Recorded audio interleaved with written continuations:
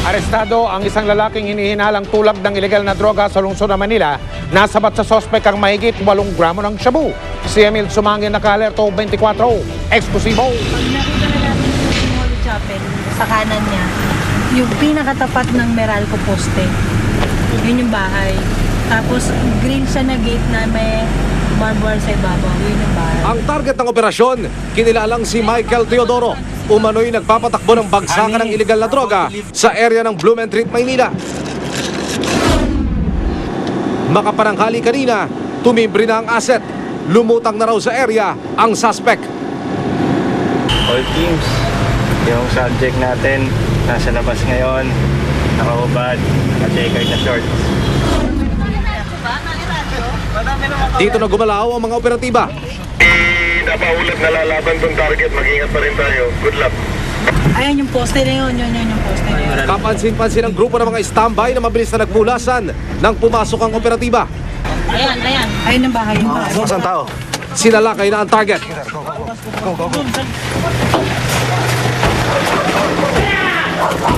Hindi nakita ang target sa labasan. Iniwan nito ang kanyang motorsiklo sa tabing kalsada.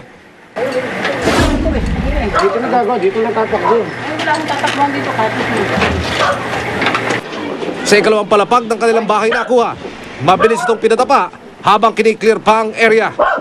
Sir, hindi po ako sir. Promise po. Parang babaksak yung Nang halugugin ng pideya ang mga silid na nagmistulang tambakan ng mga basura ang itsura, nakuha ang kaserola na naglalaman ng mahigit sa 8 gramo ng shabu. lahat po ng mga kapatid sa akin, mga magulang ko, dati yung wala akong mga trabaho. Gusto kong matulungan ho sila pero hindi ko kaya sa talagang ganyan parahan talagang naging ko pero Manang yung sabihin ay maaaring ilaban sa'yo, gamitin sa korte. Naunawa mo ba yung sinasabi ko sa'yo, Michael?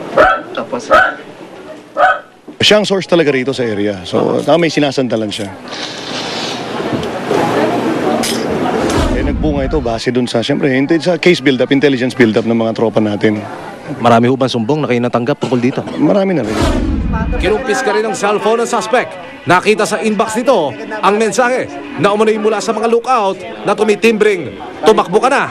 Narito na ang pideya. Emil Sumangin, naka-alerto, 24. Wala raw balak umatras ang British company na kinontrata ng Pilipinas para galugarin ang Recto Bank o ang Green Bank na bahagi ng pinag-aagawang Spratly Group of Islands. Ito'y kahit pa sinubukan na raw harangin ng 2 Chinese boat ang kanilang operasyon sa naturang isla na pinaniniwala ang mayaman sa gas deposit. Nakatutok si Sandra Aguinaldo, exclusive.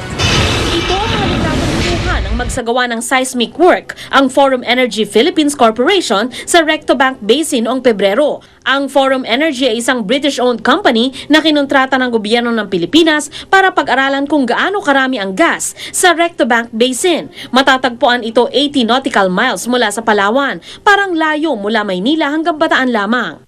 This is where the SU-72 is. You see how close it is? Malampaya is somewhere here. Lapit lang Malampaya. Okay. And so inside ka talaga. Okay. Red Bank is nandito ang Red Bank. Ang Spratly is nandito siya. Dito. Okay. Ang position ng government dito was that they will not sign the contract with us as contractor kung alam nilang hindi sa Pilipinas. Kung 80 nautical miles lang ang layo ng Recto Bank sa Palawan, 575 nautical miles naman ang layo nito sa Hainan Island ng China. Kaya kung paiiralin daw ang United Nations Convention on the Law of the Sea o UNCLOS, nasa loob ng 200-mile exclusive economic zone ng Pilipinas ang Recto Bank. 1970s pa raw nagsasagawa ng exploration ng Pilipinas sa lugar. Pero noong Pebrero, laking gulat ng Forum Philippines nang sitahin sila ng 2 bangka ng China na makikita sa mga litratong ito na ibinigay ng militar sa GMA News. Pinahinto yung operation namin. So, huminto kami para just to get clearance from the government. Huminto kami. And then nung nag-clear yung dagat, tinuloy na namin. Hindi na rin nagtataka ang Forum Energy kung bakit nagkaka-interes ang iba sa Recto Bank. Ang yaman sa ilalim ng dagat nito, hinihinalang bilyong-bilyong piso na halaga ng mamiminang natural gas. Kanina, muling nagmatigas si Pangulong Aquino na sa Pilipinas ang Recto Bank na Reed Bank kung tawagin ng ibang bansa. The closest that China is about 576 miles, if I remember correctly. So 576 is obviously greater than 200. No? So suddenly, why should there be a dispute if we are all conforming to international law?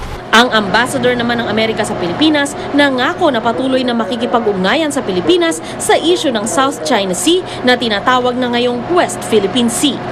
And I want to assure you, on all subjects, we in the United States are with the Philippines.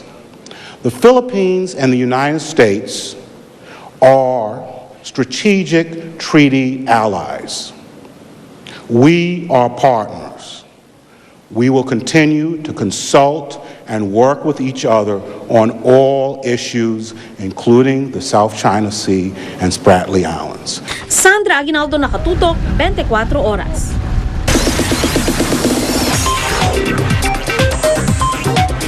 Chika Minute! Umamin ang Twin Heartthrobs sa sila Derek Monasterio at Christopher Martin. Nakatrabaho nila sa Twin Hearts ang kani-kanilang crush. Sino nga ba ang mga dalagitang bumighani sa dalawa? Alamin yan sa Chika ni Lar Santiago.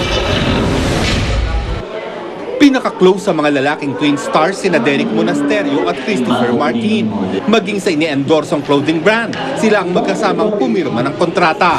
Pero minsan ang nasubukan ang pagkakaibigan nila nang pareho silang magka-crush sa iisang babae na co-star nila sa Twin Hearts. Huwag na natin sabihin sa pangalan, huwag na natin i-name kasi baka ma-issue something. Pero nangyari na sa amin yun. Napag-usapan naman namin ni Derek. Tsaka kung ano po, kung sino yung gusto nung babae, supportahan po namin is, yun na yun. Walang sino man sa kanila ang tumuloy sa panliligaw sa kanilang crush. Sino nga ba ang naging crush nila? Basta maliit siya. May buhok.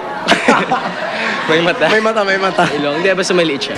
Ngayon, may kanya-kanya ng crush sina Chris at Derek na pareho raw kasama nila sa Twin Hearts. Siyempre amin ako, si Joyce po. Proud naman ako doon. Pero si Derek, umira lang pagkamalihim. Pero nagbigay ng clue si Chris. Diba? Beautiful ba? Si Beautiful. Gets na nila yun, di ba bro? Hindi pa raw nililigawan ni na Derek at Christopher ang kanilang mga crush. Nagpaparamdam na ba sila? Feeling ko naman alam niya yun. Feeling ko alam na. Kasi yung pag-treat ko naman kasi sa kanya kakaiba. No. Sobrang special niya kasi sa akin. Feeling ko pag napanood niya po ito, mararamdaman niya na. Ngayong araw na ito, nakarating sa GMA News mula sa isang taong malapit kina Derek at Christopher na sabay silang bumili ng bulaklak para sa kani-kanilang crush. Lar Santiago, updated sa Showbiz Happening. Up next, Lady Gaga nanguna sa Forbes list of best paid celebrities under 30. Justin Bieber pinakabata sa listahan. Sa pagbabalik yan ng Chika Minute. Susunod sa bansang Mexico, 4 na umano'y kriminal, hinuyog. Congressman Manny Pacquiao, pabor sa 125 peso across the board wage hike para sa mga manggagawa. At Philippine Ascals, todo ensayo sa Germany. Tutukan lahat ng yan dito lang sa 24 Oras.